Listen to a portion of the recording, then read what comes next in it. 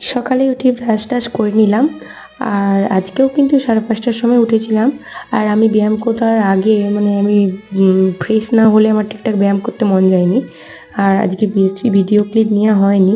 আর যেহেতু সকাল সকাল ওঠা হচ্ছে সেজন্য গলার অবস্থা আরও খারাপ হয়ে যাচ্ছে। আর এদিকে আমার মেয়ে আর তার বান্ধবী চলে এসেছে খেলতে। আর এখানে আমার কাকিমা একটা কেক দিয়ে গেছে ক্রিসমাসের জন্য।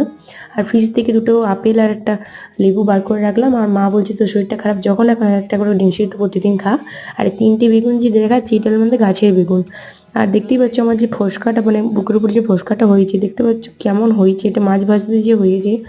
আর আজকে রাত্রিবেলার ডিনার হলো হাঁস ডিমের কারি আর রুটি।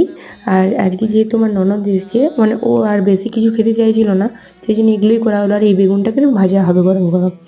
আর এখানে আমি আর আমার ননদ একটু ভিডিও ক্লিপ নিয়ে নিলাম। আর আমরা এখানে সিরিয়াল দেখতে বসে পড়েছি। ভিডিওটি ভালো লাগলে লাইক এন্ড সাবস্ক্রাইব করতে ভুলো না। টাটা।